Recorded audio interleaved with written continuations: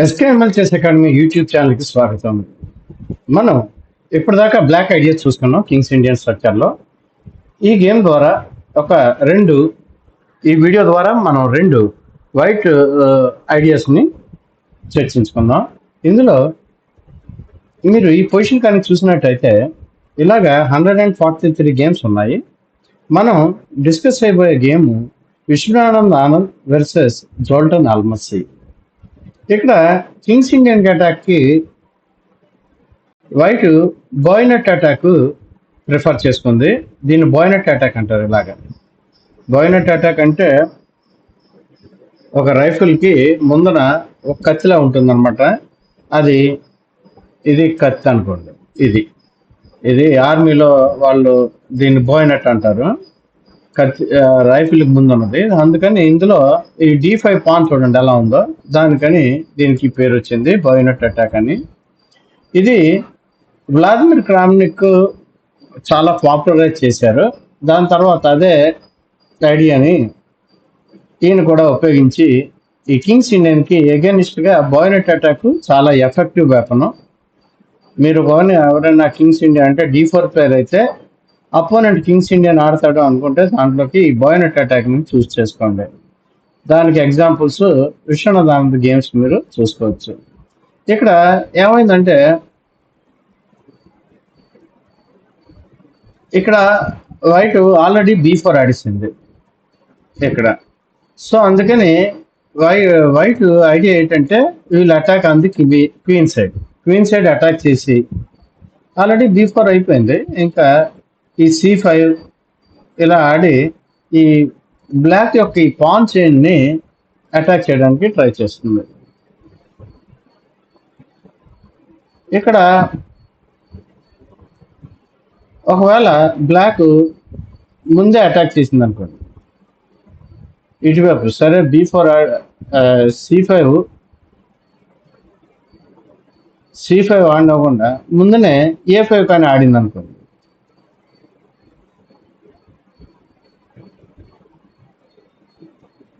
ఇక్కడ కాదు, ఇక్కడ వైట్ టు ప్లే. అందుకని వైట్ ఈయన C5 ఆడిసాడు. C5 బదులుగా ఇప్పుడు A5 కానీ ఆడింది అనుకోండి. ఇప్పుడు చూడండి ఐడియా ఏంటంటే ఇక్కడ D6 పాన్ వీక్, ఈ D6 పాన్ని అటాక్ చేస్తుంది అనమాట. దాని గురించి నేను ఒకవేళ బ్లాక్ A5 ఆడింది అనుకోండి, బ్లాక్ A5 ఆడితే C/D6 అప్పుడు బిషప్ A5 అవుతుంది. అప్పుడు రుక్ A5 ఇక్కడ నైట్ని తీసుకొచ్చేస్తుంది. నైట్ని ఇక్కడికి తీసుకొచ్చి ఇక్కడ నుంచి నైట్ని C4కి ఆడేసి అలాగే బిషప్ని A3లో ఆడి ఈ D6 పాన్ని అటాక్ చేస్తుంది. సో ఒకవేళ C5 వాడినప్పుడు లేదు నేను F5 వాడతానని కింగ్ సైడ్ కానీ అటాక్ అని స్టార్ట్ చేసింది అనుకోండి, ఇక్కడ అన్ఫార్చునేట్లీ ఫర్ బ్లాక్ ఏంటంటే ఇక్కడ బిషప్ ఉంది, బిషప్ తోటి కొట్టేస్తుంది ముందర. బిషప్ F4 అప్పుడు E/F4 E5 తోసేస్తుంది. ఇక్కడ D/E5 అంటే నైట్ E5, నైట్ ఆక్యుపై చేసేస్తుంది సెంటర్లో. అలాగే ఈ D పాన్ చూడండి, D పాన్ సెంటర్లో ఈ 3 పాన్లు అడ్వాన్స్ అయిపోయి ఉన్నాయి. సో ఇది కూడా తనకి బ్లాక్కి ఈ ఐడియా కూడా అంటే F4 కింగ్ సైడ్ ఆడడం కూడా క్వీన్ సైడ్ ఆడినా ప్రమాదమే, క్వీన్ సైడ్ ఆడినా ప్రమాదమే.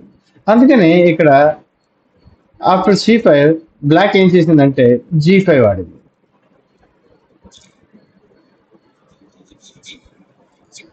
G5 ఆడితే ఇంకా ఇక్కడ ఆనంద్ డైరెక్ట్గా కొట్టకుండా ఇప్పుడు అలాగే D6కి వెళ్ళాలి కాబట్టి నైట్ని C4లో పెడితే బాగుంటుందని చెప్పి నైట్ D2ని తీసుకొచ్చారు. ఇక్కడ F5 ఆడిస్తాం. ఇక్కడ F5 వాడడంతో ఇక్కడ ముందునే ఈ నైట్ F4లో ఉన్న నైట్ని ఇక్కడ G3 ఆడి దీన్ని ఇక్కడ నుంచి వెనక్కి తరిమింది. ఇది నైట్ ఆఫ్ G6కి వెళ్ళింది. నైట్ ఆఫ్ G6కి వెళ్ళినప్పుడు ఇప్పుడు తన అటాక్ని క్వీన్ సైడ్ అటాక్ని కంటిన్యూ చేసింది. A4 యాక్చువల్గా ఇది కొంచెం స్లో అయినా కూడా ఇది ఎఫెక్టివ్ అనమాట. ఇక్కడ F4 ఆడిసింది. ఇక్కడ బ్లాక్ కానీ మీరు చూస్తే F/E4 కొట్టచ్చు, F4 కొట్టచ్చు. F4 ముందుకు పుష్ చేయొచ్చు. కానీ F/E4 చేస్తే ఈ నైట్ ఇంటూ E4 వస్తుంది. ఇక్కడ నైట్ F5 వచ్చి వచ్చి ఇక్కడికి రావడానికి ఛాన్సెస్ ఉన్నాయి. సో అందువల్ల ఇక్కడ F4 తోస్తుంది. యాక్చువల్గా ఇది కరెక్ట్. కొంచెం F/E4 కొట్టియాలి. F/E4 కొడితే తన అదర్ నైట్లు కూడా తీసుకురావచ్చు. కానీ ఇక్కడ ఈయన F4 ఆడారు. తర్వాత ఈ నైట్ని D4లో పెట్టచ్చు.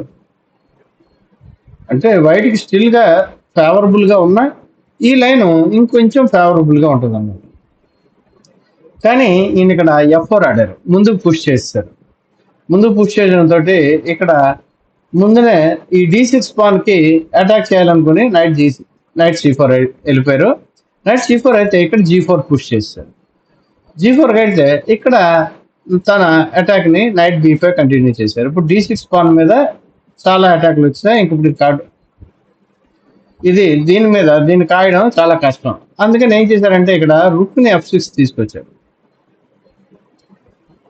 రుక్ని F6 తీసుకొచ్చినప్పుడు మనం ముందే అనుకున్నాం ఏమని, A2 B4 మనం బిషప్ని A3 ఇలా తీసుకొచ్చి అటాక్ చేస్తుందని. ఇప్పుడు బిషప్ A3 వస్తుంది.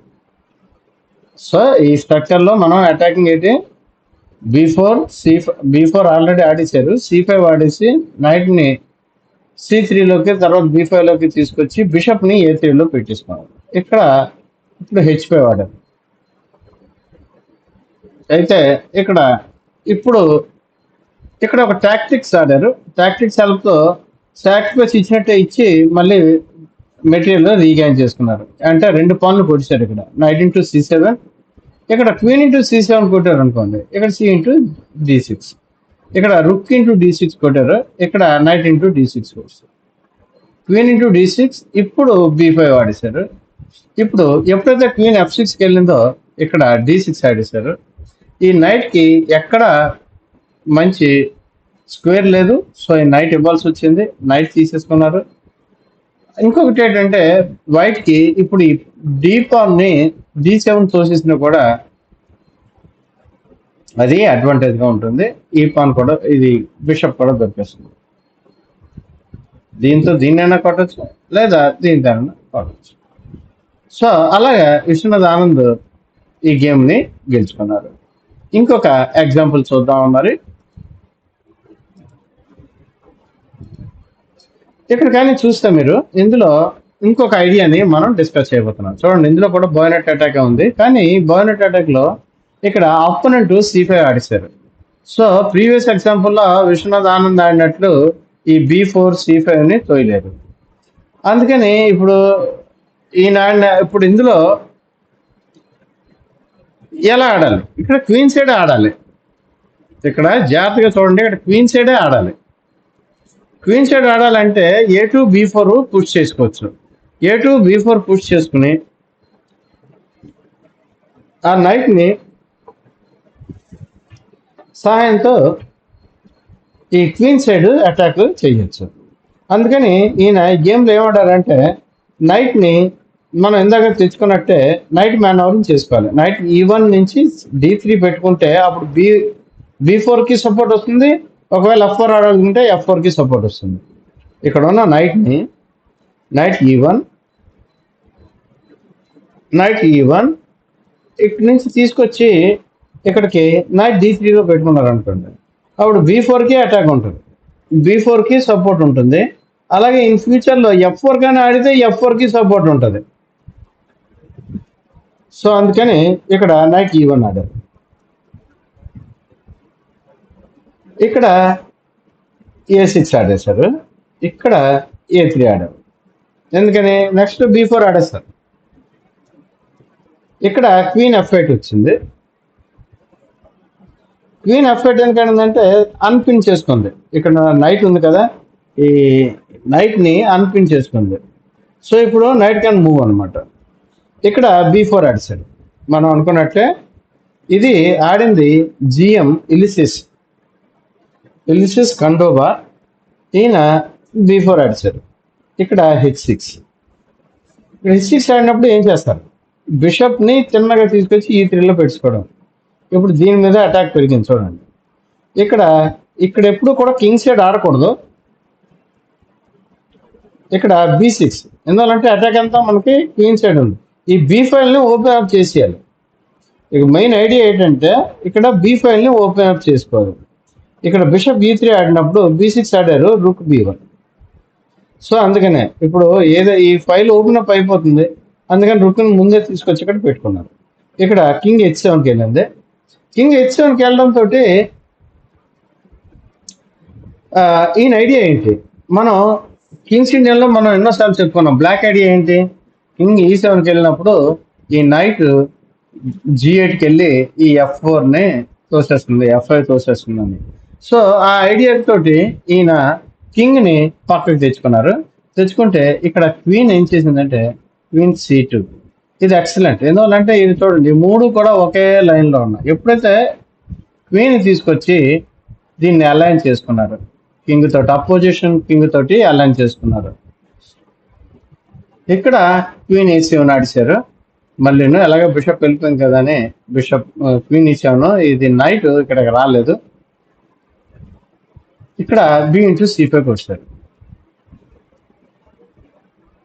B/C5 ఇక్కడ F4 is not good.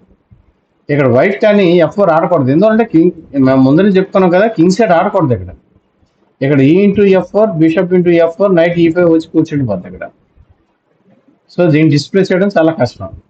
So అందుకని మనం క్వీన్ సైడే ఆడాలి వైట్. ఇక్కడ బిషప్ B/C5, ఇక్కడ D/C5. ఇక్కడ D/C5 వాడినప్పుడు మనం ఈ B పాన్తో కానీ తీసుకోవడానికి సమస్య ఇస్తుంది. ఎందువల్లంటే B పాన్తో కొట్టింది అనుకోండి, B5 ఓపెన్ అప్ అయిపోతుంది. అప్పుడు వైట్కి మంచి ప్లాన్లు ఉంటాయి. ఏంటంటే నైట్ని D3లో పెట్టి, ఇక్కడ నైట్ని D3లో పెట్టి, తర్వాత క్వీన్ని D1లో పెట్టి, తర్వాత ఈ బిషప్ని మ్యాన్ ఓవర్ చేసి D1 నుంచి ఈ A4కి. సో ఈ ఎక్సలెంట్గా ఉంటుంది అనమాట. ఇవన్నీ ఎక్సలెంట్గా ఈ అటాక్ కంటిన్యూ చేయొచ్చు. సో అందుకని టోటల్ కంట్రోల్ ఆఫ్ B5 ఉంటుంది. అందుకని ఏం చేసిందంటే D/C5 కొట్టింది. అది ఎవరైనా సరే అక్కడ సంశయిస్తారు. అయితే D/C5 చేయడం వల్ల ఇప్పుడు చూడండి, వైట్కి ఈ D పాన్ ఒకటి చాలా అసెట్గా తయారైంది. ఇంకోటి ఏంటంటే ఈ B6 పాను బ్యాక్వర్డ్ పాన్ అయిపోయింది. సో ఇక్కడ తన ప్లాన్ని ఏమనుకున్నాం, నైట్ D3 ఆడాలి కదా, నైట్ D3 ఆడేసింది. ఇక్కడ రుక్ F8కి వెళ్ళింది. ఇక్కడ నైట్ B2, D6 పాన్ని అటాక్ చేయడానికి. ఇది ఎక్సలెంట్ పొజిషనల్ చెస్.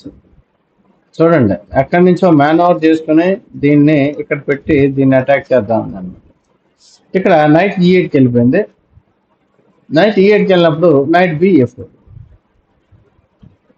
ఇక్కడ రుక్ B8 వేసుకుంది. ఎందువల్లంటే ఈ పాన్ మీద అటాక్లు పెరుగుతున్నాయి కాబట్టి ఇంకొక సపోర్ట్ కింద తెచ్చుకుంటే, ఇక్కడ మనం మీరు గమనించినట్టయితే ఈ F1లో ఉన్న రుక్ ఏమి యాక్టివ్గా రోల్ ప్లే చేయట్లేదు.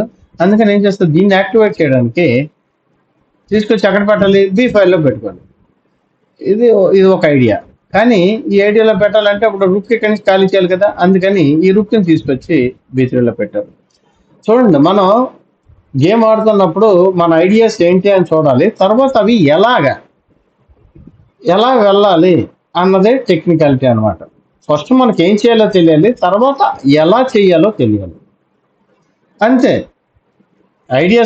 ఐడియాస్తో ఆడాలి, ఐడియాస్తో ఇంప్లిమెంట్ చేయగలగాలి. అలాగే మనం ఏమైతే ఇంప్లిమెంట్ చేయగలమో అవే ఆడాలి.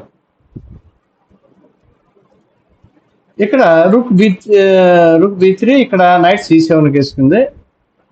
ఇక్కడ F5 కానీ ఆడింది అనుకోండి, F5 ఆడితే ఇక్కడ పోతుంది. E/F5, G/F5, రుక్ B1. ఇక్కడ నైట్ C7 ఆడినప్పుడు F5 ఆడింది అనుకోండి, E/F5, G/F5, రుక్ B1, క్వీన్ D6. ఇక్కడ రుక్ B6 కొట్టేస్తుంది. Knight B6, bishop C5, queen C7, rook B6. ఇక్కడ rook into B6, bishop into B6.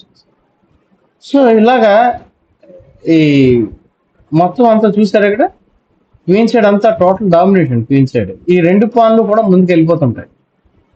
అందుకని ఎప్పుడైతే నైట్ C7 ఆడిందో ఇక్కడ బిషప్ G4 ఆడేది. సో ఇందులో ఏముంది, ఈ నైట్ ద్వారా ఈ నైట్ని ఎలిమినేట్ చేసి పాన్ని తీసుకోవచ్చు. ఇది ఈ వీడియోలో మనం డిస్కస్ చేసుకున్న 2 white ideas in kings Indian pawn స్ట్రక్చర్లో. ఈ వీడియో మీకు నచ్చినట్లయితే షేర్ చేయండి, సబ్స్క్రైబ్ చేయండి.